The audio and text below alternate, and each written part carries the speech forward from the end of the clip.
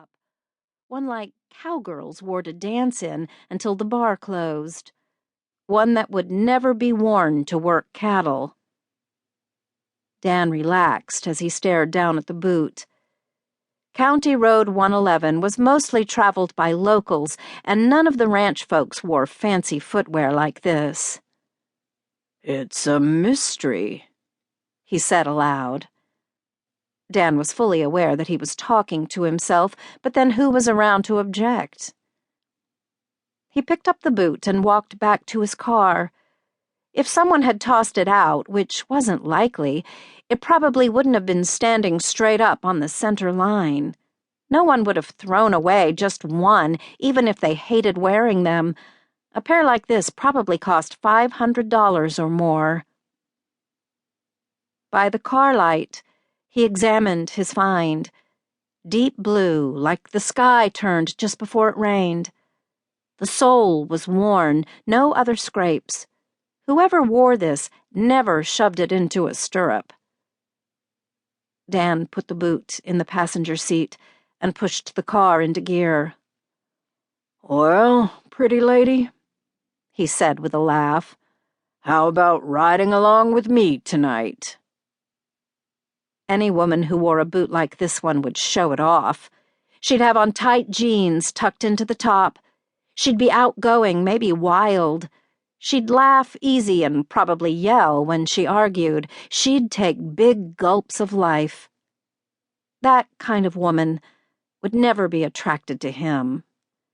Dan was as solid as the canyon walls, probably borderline boring if he thought about it.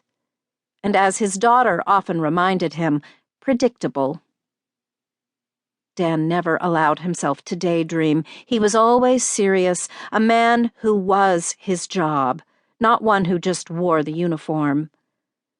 But tonight, cloudy, starless skies made the world seem more fantasy than real, and the rich blue leather sparkled in the dashboard lights. "I guess I better start looking for Cinderella, because some cowgirl princess has lost her slipper." He remembered how Lauren was always telling him he needed to go out now and then. Maybe he could text her a picture of the boot and tell her he'd made the first step.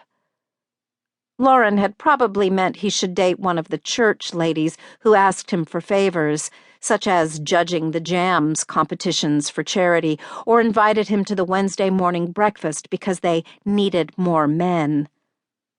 His daughter had not meant for him to step out with the kind of woman who'd wear a rhinestone boot. It was almost 1 o'clock when the sheriff pulled into the Two-Step Saloon's dirt parking lot. The bar was outside the city limits of Crossroads, but Dan swore he could hear the bass beating some nights from his office a few miles away. Most Friday nights, he would have already had at least one call from the bartender before now. But since the Nowhere Club opened 30 miles south of Crossroads, business had dropped off along with arrests in Dan's county. Grabbing the boot, Dan walked into the Two-Step. Maybe if the place wasn't too loud or the folks too drunk, someone would remember seeing a lady wearing blue boots. He relaxed. The main room was only half full, and most of the crowd looked far more interested in talking than fighting. Ike Perez, the owner, had put in a big screen TV. If a game wasn't on, he played reruns. The drunks didn't seem to care. They cheered and bet as if they hadn't seen the game before. "Evening, Sheriff," the bartender said as she reached for a cup and the coffee pot. "Wondered if you'd make it in tonight." Dan stood at the corner of the bar, his back almost touching the wall. It was the only spot in the room where he could see the whole place. "Evening, Kimmy."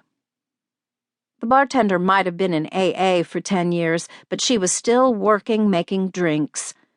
She reminded Dan of an old bull rider who walked among rough stock on the night before a rodeo. Kimmy might not take the ride anymore, but she stayed near the noise and the excitement. When he set the fancy boot next to his cup, Kimmy winked at him. "If that's your date..."